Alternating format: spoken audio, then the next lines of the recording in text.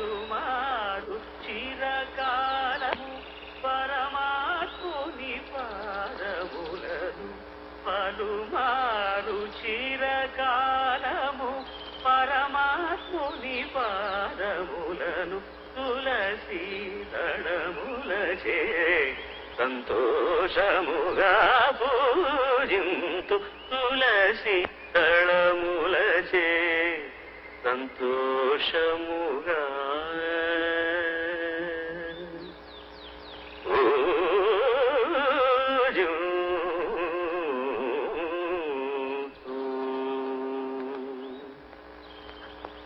నమస్కారం గురుగారు. నువ్వు పాడిన రాగం ఏమిటో తెలుసా బాబు? వినికిడి జ్ఞానమే తప్ప విజ్ఞానం లేనివాణ్ణి. నాకు ఆ రాగం పేరు తెలియదు గురుగారు. మోహన్ చూస్తే బ్రాహ్మణులా ఉన్నావు. బ్రాహ్మణుడేనా? అవును గురుగారు.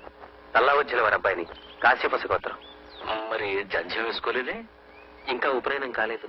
చిన్నప్పుడే మా నాన్నగారు చనిపోయారు. బ్రహ్మోపదేశం చేసి జంధ్యం వేసే దిక్కులేని వాణ్ణి.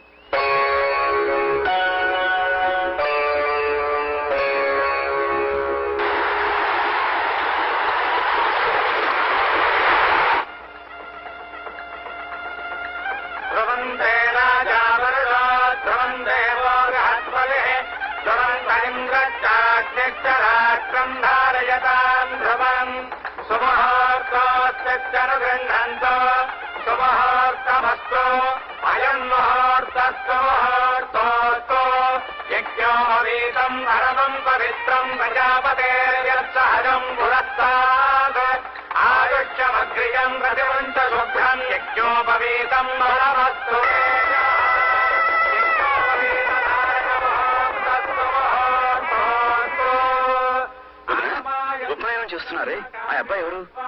ఏమో నాకు తెలియదు సూర్యం. ఎవరో బీదబ్బాయట. ఉదయాన్నే ఇంటికి తీసుకొచ్చి గబగబా బ్రహ్మోపదేశానికి ఏర్పాట్లు చేయించారు. ధూమ్ధామని గొప్పగా చేస్తున్నారే, అబ్బాయి పేరు? అది మంచి రాగం పేరే, చారుకేసి. చారుకేసి. చారుకేసి. చారుకేశ శర్మ అహంభూ అభివాదయే. చారుకేశ శర్మ అహంభూ అభివాదయే.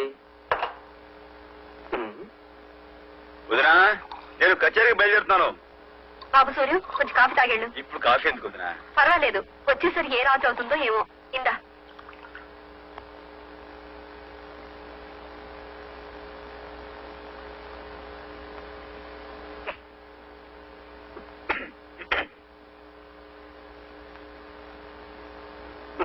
చారుకేశ,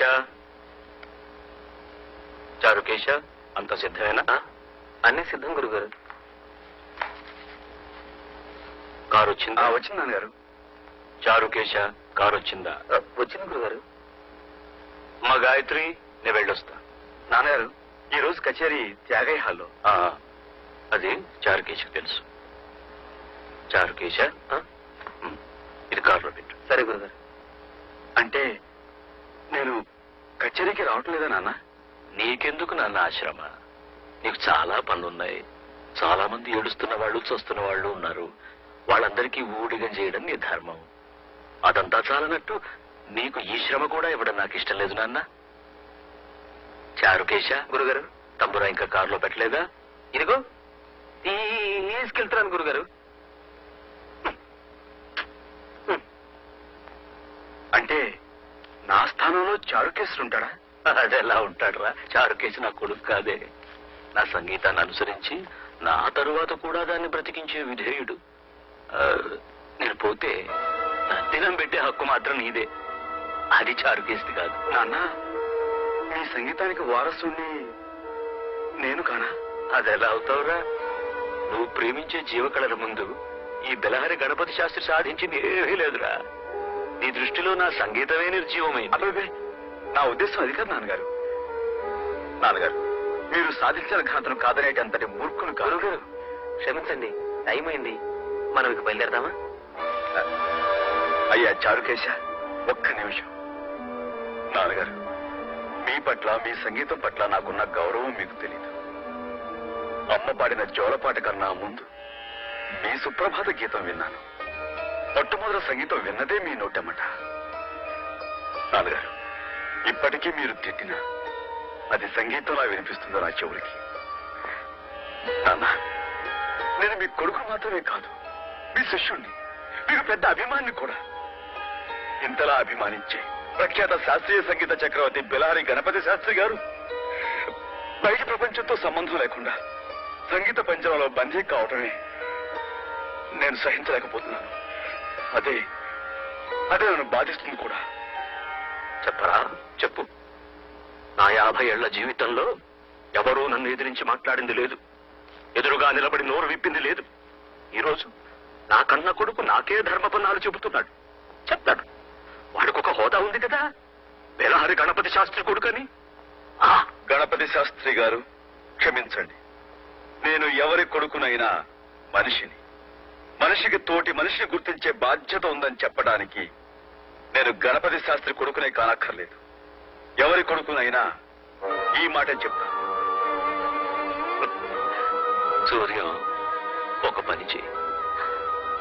ఎవరి కొడుకునైనా అలా చెప్తానంటున్నావే, అలా చెప్పేది లోకం హర్షించినప్పుడు, లోకం నిన్నుగా గుర్తించినప్పుడు నువ్వు గణపతి శాస్త్రి కొడుకు కావు, నేనే సూర్యనారాయణ తండ్రిని. సరేనా? ఆ రోజు వచ్చినప్పుడు నా పరాజయాన్ని 10 మంది ముందు అంగీకరించి తండ్రిగా నా కైదండం చేసి నిన్ను గౌరవిస్తాను. పుత్రగాత్ర పరిశ్రంగ సుఖాన్ని మనస్ఫూర్తిగా అనుభవిస్తాను.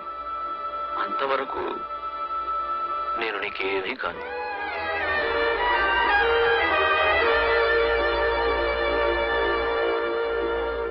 అమ్మా, ఆకలి.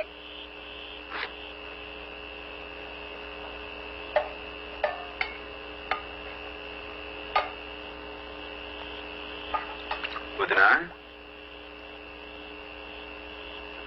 సూర్యం, ఏమిటిదంతా? నేను ఇంట్లోంచి వెళ్ళిపోవాలని నిశ్చయించుకున్నాను వదినా. పిచ్చివాళ్ళ మాట్లాడుకో. ఏమిటి చూసారా, మీ తమ్ముడు ఏమంటున్నాడో చూసారా? ఏం లేదన్నయ్య, అలానే వెళ్ళిపోవడమే అందరికీ మంచిది. నాన్నగారు నన్ను అవమానించాడు, కోపంతో నేను వెళ్ళలేదు వదినా. మా దృక్పథాలు కలవనప్పుడు మేము వేరుగా ఉండటమే మంచిది.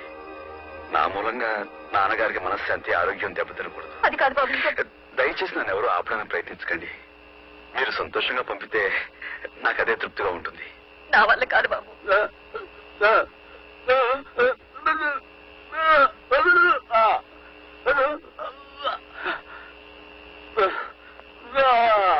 ఏమండి, ఏమిటండి?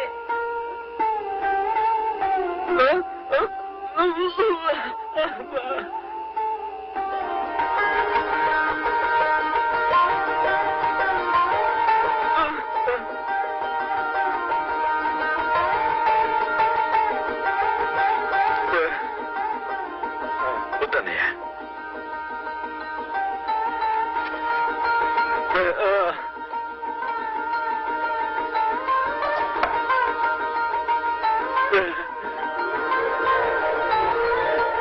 అన్నయ్య, నీ నాదస్వరంలో నా కోసం ఒక్క రాగం లేదా?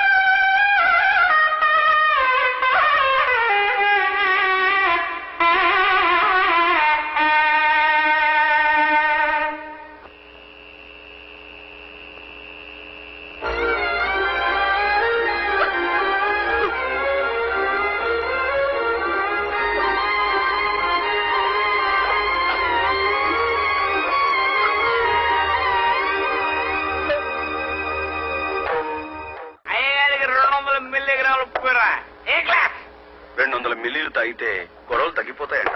తాగి చూడండి బాబు, తర్వాత చెప్పండి కదా. నేను వచ్చింది తాగడం కోసం కాదు, మీ అందరి చేత తాగుడు మానిపించడం కోసం. మహాత్మా గాంధీ గారు వచ్చారా? చూడండి బాబు, గాంధీ గారికి 100 ఏళ్ళు నిండగానే ఇచ్చారు బాబు. ఏంట్రా నీతో చెప్తున్నావు?